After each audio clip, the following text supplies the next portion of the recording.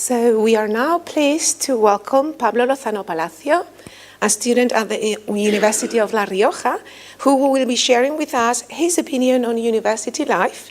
So with that, I ask you to give your full attention to Pablo as he comes to the stage. Thank you.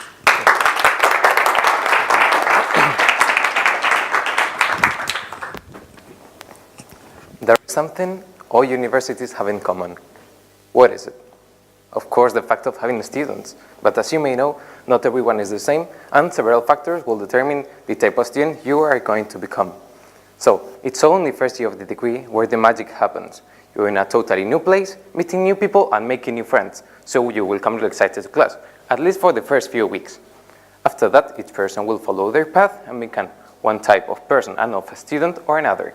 So here are the 5 main types of students you are most likely to find.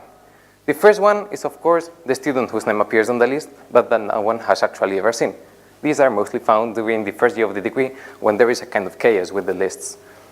This is kind of mythological, mystical, because apparently this person does exist, because he has the name on the list, but no one knows anything.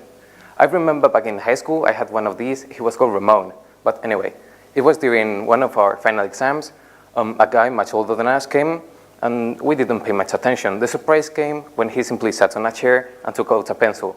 So we were all quite shocked. But then suddenly the teacher entered the room and he said, "Who are you?" He simply said, "Ramon." And we all looked at him in a quite creepy way. In fact, he didn't come again. So now it comes the second, and I think the most typical student in university, which is the pro. We all have happy, but all along our lives. They're the typical students that sit on the first row and apparently know every single thing about all the subjects. So they are quite frustrating.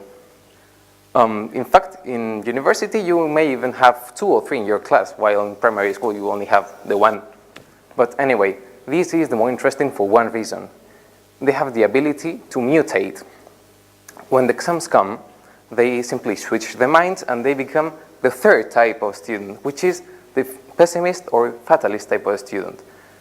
They simply switch their minds, and there is kind of Mr. Hyde that arises, and apparently they haven't studied anything. They say they are going to fail, and I just came to the exam to put my name, which is simply ridiculous. You know they are the pros, and in fact they always get the highest marks.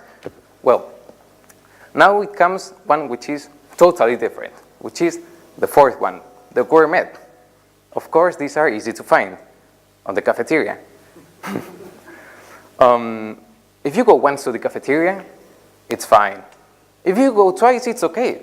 But if you go more, be careful, because you're in danger of that becoming a habit. And if you make that a habit, it will never really disappear, and it will stay there forever. So instead of going to class, you will always have that addiction and that impulse to go to the cafeteria instead of going to class, which is quite natural. Have something in common with the pros, and it's not getting the highest marks. But when the exams come, they also switch their minds, and the flock of gourmets fly to the coffee machine on the library. They do not even enter the library and study. They simply stay outside and have a coffee. I'm afraid I sometimes belong to this group, but when you go back home after 4 years in university, your parents will be expecting your degree, right? You will probably haven't done it. You can simply say, "I don't have a future as a doctor, for example, but I have a future in Las Vegas as a moose player." And now it comes the 5th and last type of student, which is also the worst one. This is the ghost student.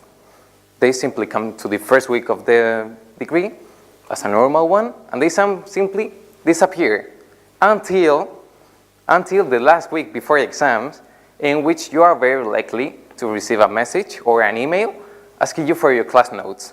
In fact, back in the first year of the degree, I received one of these messages asking me for my class notes the night before the exam. And I thought it was a joke, so I didn't even reply. Next morning, I saw the guy, that ghost one. I didn't even remember him. And he told me, "Why didn't you reply me?" And he was quite angry, but never mind. I guess you will be wondering which type of student I am. I am the first type of student, the student that never comes to class, and that is the reason why I had time to prepare this monologue. Thank you.